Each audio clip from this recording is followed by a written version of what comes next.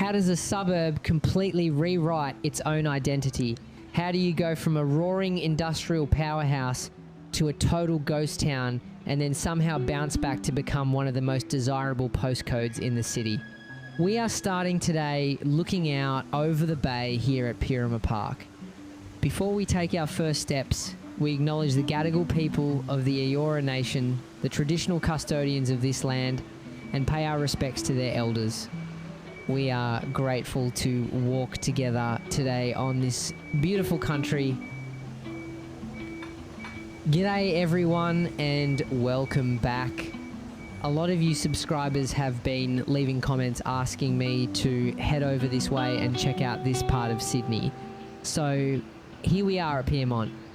This is actually my very first time exploring the area, so I've got to put a quick apology out there. Right now, with an uncut walk like this, I am bound to miss a few things along the way. We're going to track up Harris Street and head towards Union Street, and it feels like the perfect place for us to start.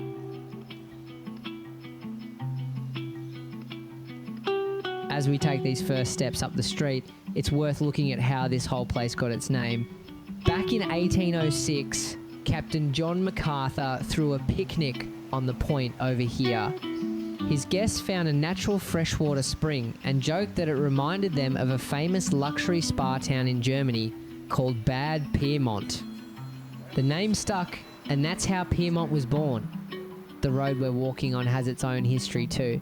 Harris Street is named after John Harris, a First Fleet military surgeon.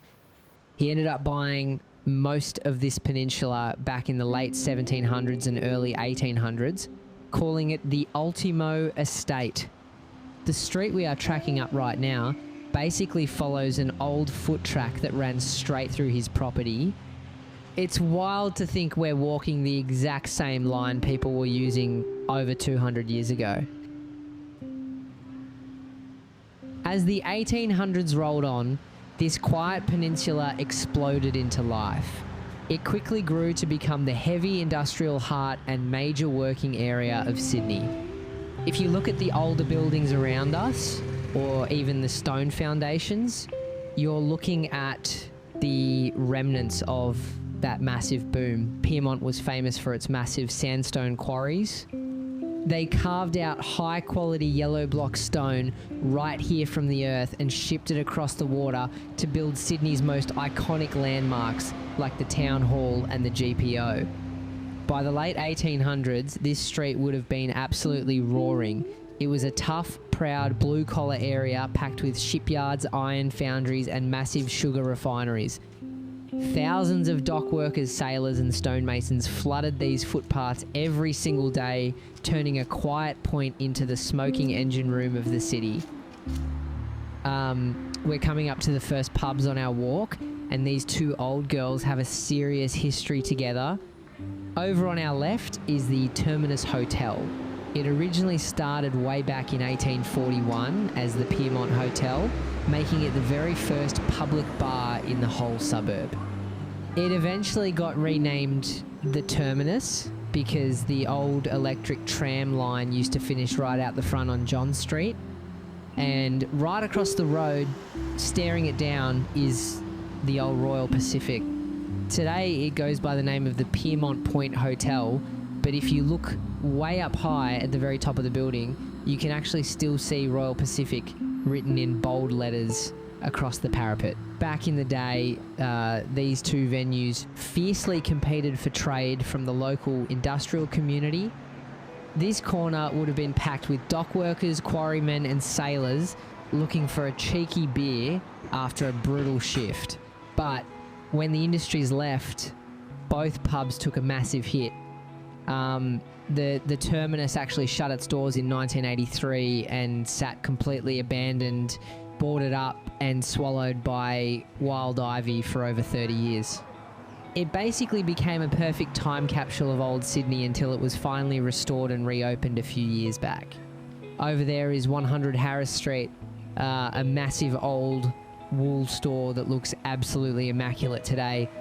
This towering brick palace was originally built back in the 1890s. Business was booming so much back then that they actually had to slap 2 extra floors onto the top of it in 1913 just to handle the sheer volume of wool.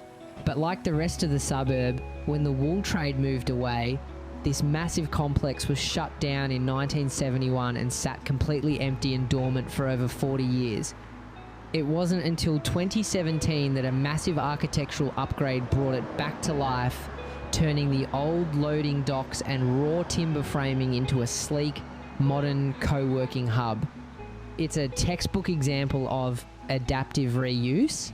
The story of that empty wool store points to the dark age of this entire peninsula. By the 1960s, global shipping changed and heavy industry packed up and abandoned the area for deeper ports further south. The economic fallout was devastating. Almost overnight, Pyrmont suffered a catastrophic collapse. The factories closed down and the area was left completely depopulated. The local population plummeted from a peak of around 30,000 residents down to a mere 900 people. We are walking through what was, just a generation ago, a near-abandoned ghost town of boarded-up windows, silent streets, and rusting wharves. It's a stark contrast to the lively suburb we see today.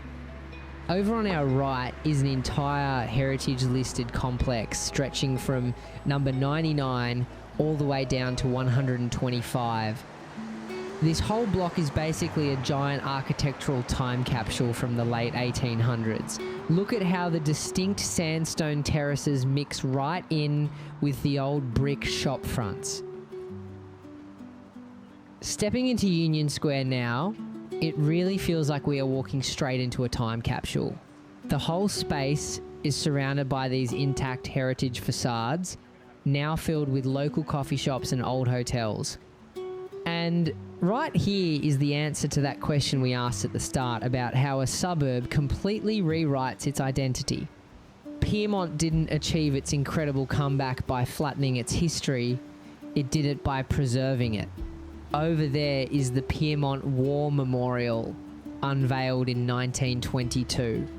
This angel statue was entirely funded by the local working community to honour the 750 local blokes who went off to fight in World War I, a massive number of enlistments for such a tight-knit suburb. Right next to it stands the gorgeous old Pyrmont Post Office, opened in 1901 and designed by the legendary government architect Walter Liberty Vernon, using leftover sandstone from the downtown GPO. Now, there's a funny bit of local irony here. A lot of people think Union Street was named after the historic meetings held right on the veranda of the original building. Here back in 1855, the famous movement where local stonemasons declared they would only work an 8-hour day, giving birth to Australia's very first trade unions. But the truth is, the street was already named Union Street long before those meetings ever happened.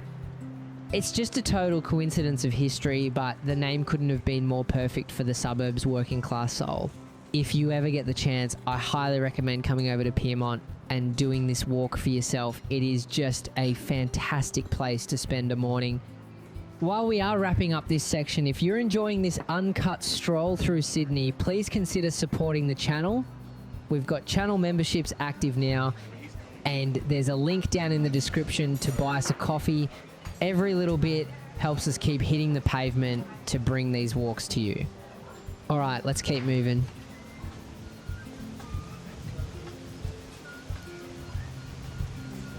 And we get the lights. And while we wait for the green man, just look at this view as we pan back. It is such a beautiful niche little pocket of history right here, with all these older heritage buildings framing the street and people sitting outside at the footpath coffee spots. It completely captures that timeless time capsule vibe we were just talking about. It's pretty wild to think about how much this suburb has transformed since the mid-90s. You've got the Star Casino and Hotel Complex, which opened up around 1997 on the old bones of the historic Pyrmont Power Station. There is actually a whole heap of waterfront wharves and industrial history attached to this area that we still need to check out. We will definitely have to come back and film a separate video for that whole precinct down the track. Drop a comment below if you'd like to see us cover those old wharves on our next trip back here. I'd love to know what you think. Also, smash that like button if you're enjoying the vibe of this walk.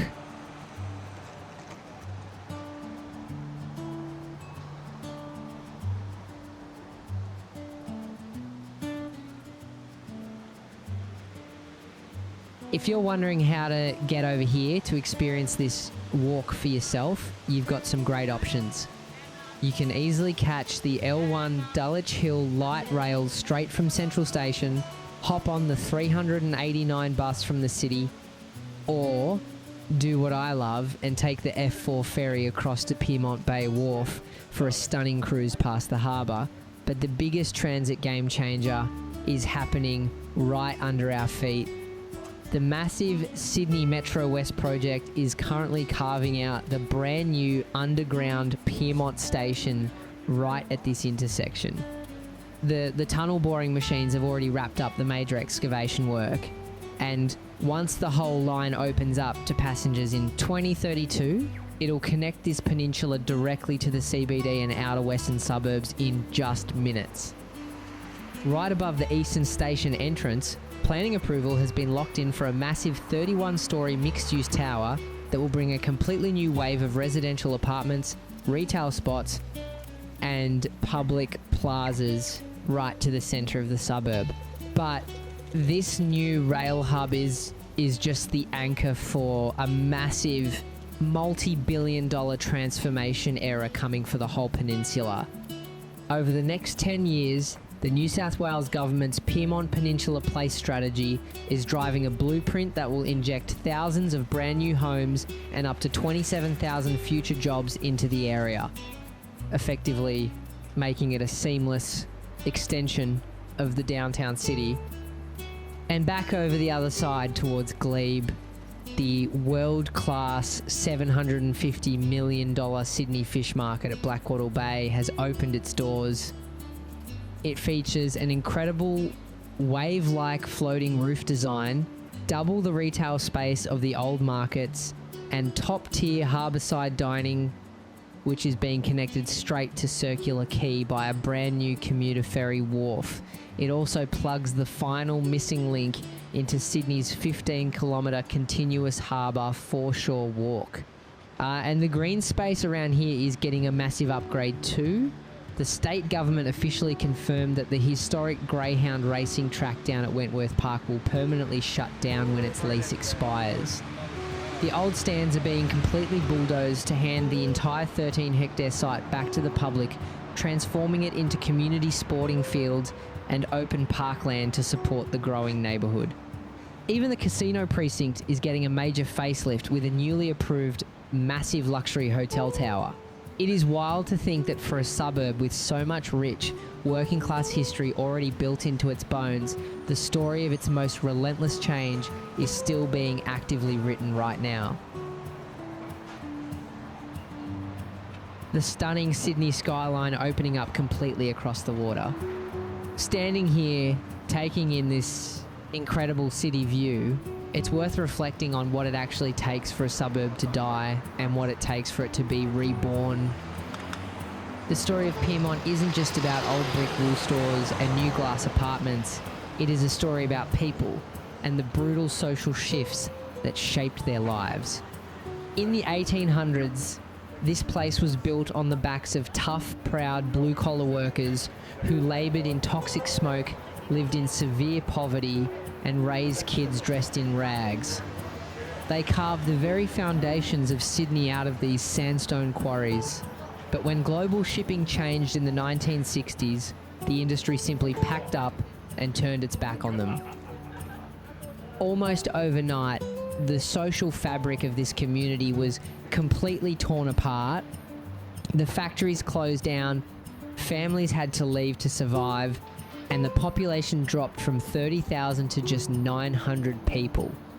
It became an isolated ghost town cut off by a freeway, left to rot as a wasteland of contamination and decay.